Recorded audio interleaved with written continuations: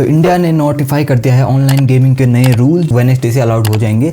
इसमें क्या होगा, 3 टाइप के गेम में स्प्लिट किया है, स्पोर्ट, सोशल गेम्स और रियल मनी गेम्स। ई स्पोर्ट यानी कि जो भी कंपटीशन वाले गेम होते हैं वो अलग है। सोशल गेम्स यानी कैंडी क्रश हो गया, लूडो वगैरह। रियल मनी गेम जैसे ड्रीम 11, MPL है, वो फिलहाल के लिए बैन ही रहने वाले और जेल अलग से 1 करोड़ रुपये फाइन और 3 साल की जेल। बाकी का इंडिया के हाउस होल्ड जो LPG सेल्स है वो भी 8% से गिरी है मार्च मंथ में। डोमेस्टिक LPG प्रोडक्शन था वो बढ़ा है 27% से, यानी कि जो हम देश में प्रोड्यूस कर रहे हैं वो बढ़ा रखा है और जो इंपोर्ट करते थे वो तो वैसे भी घटा ही है। और कमर्शियल और इंडस्ट्रियल जो यूसेज है वो अभी भी स्क्वीजी करके रखा है गवर्नमेंट ने। और जो मैंने पिछले वीडियो में बताया था, नॉर्मल सप्लाई है जो LPG की, उसको ठीक करने में 4 से 5 साल लगेगा मिनिमम, तो अभी भी दिक्कत ही होने वाली है। और सिटीज़ के लिए गवर्नमेंट ने 25 डेज का टाइम रखा है, 1 सिलेंडर भर पाओगे, और रूरल एरियाज़ के लिए 45 डेज का, वो तो रहने ही वाला है। और बाकी का भाई ट्रंप ने भी एक्सटेंड कर दिया है जो ईरान सीज फायर केस है, उसके बाद गोल्ड के प्राइजेस हमारे बढ़ते हुए दिखाई दिए, क्रूड प्राइजेस भी घटते हुए दिखाई दिए और क्रिप्टो मार्केट भी हल्का फुल्का बूम दिखाई दिया। इंडियन मार्केट स्टेबल है या थोड़ा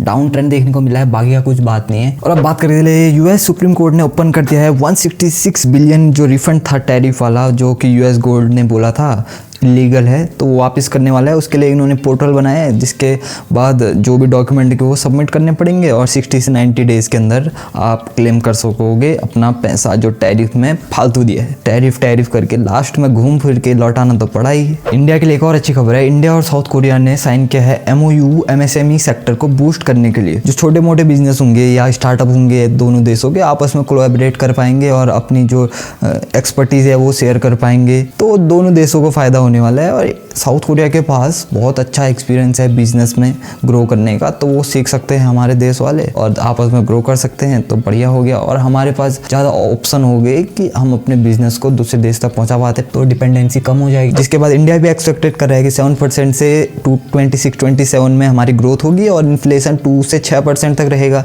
और इंडिया ने हाल ही में 57,000 करोड़ का जो फंड है वो अलोकेट किया था बिजनेस का जो भी लॉस हुआ था या मिनिमाइज एब्जॉर्ब करने के लिए। और हमारा ट्रेड डेफिसिट भी घटता हुआ दिखाई दिया है, हमारे एक्सपोर्ट भी थोड़े बढ़ते हुए दिखाई दिए हैं। इंडिया का जो सी फूड एक्सपोर्ट है वो बढ़ता हुआ दिखाई दिया है 8.28 बिलियन से, जो कि रिकॉर्ड है अभी तक का। US टैरिफ लगाने के बावजूद भी US मार्केट से हमारा 20% डिप देखने को मिला था, चाइना मार्केट में 20% अप देखने को मिला, तो वहां मिनिमाइज हो गया। और यूरोप और साउथ ईस्ट एशिया के जो देश थे, अब बात करते हैं एडोबी की, तो उन्होंने अनाउंस किया है 25 बिलियन शेयर्स बाईबैक करने का प्लान कर रहे हैं 2030। एडोबी जो कि एक डिजाइनर और एडिटिंग सॉफ्टवेयर है, तो वो फेस कर रहे हैं आजकल टफ कंपटीशन। एडोबी के जो राइवल है एंट्रोपिक क्लाउड डिज़ाइन हो गया, फिग्मा जैसे कंपनीज हो गई, तो वो बहुत टफ कंपटीशन दे रही है, अपने AI टूल लेके आ रही है। तो एडोबी के शेयर 30% से ज़्यादा गिरे हैं 1 साल के अंदर, ठीक है। तो एडोबी के CEO ने भी रिजाइन दिया है मार्च में। एडोबी का प्लान है कि AI फीचर लेके आए अपने सॉफ्टवेयर में और ला भी दिया है। मैं भी यूज़ करता हूँ एडोबी, बहुत सारे नए फीचर आए हैं AI से रिलेटेड हो गया,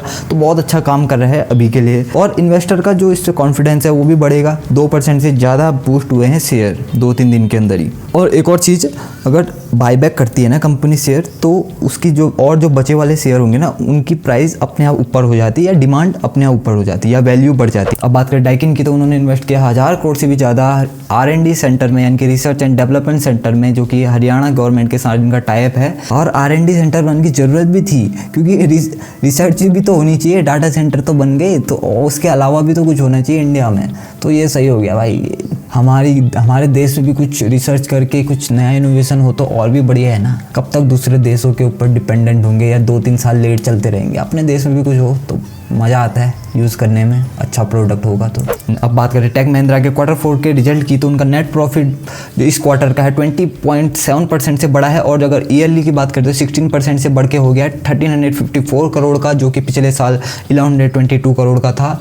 और रेवेन्यू फ्रॉम ऑपरेशन की बात करें तो 4.7% से बढ़ा है, 15,076 करोड़ का है, जो कि एस्टिमेट था 14,804 करोड़ का, यानी एस्टिमेट से भी ज़्यादा नंबर लेके आई। और एबिट की बात करें जो कि है earning before interest and tax, वो 2084 करोड़ का है इस क्वार्टर में। और कंपनी ने अप्रूव किया है 36 रुपीज़ पर शेयर का डिविडेंड दिस क्वार्टर में। और अगर टोटल ईयर की बात करें तो 51 रुपीज़ पर शेयर का डिविडेंड दे दिया है अभी तक।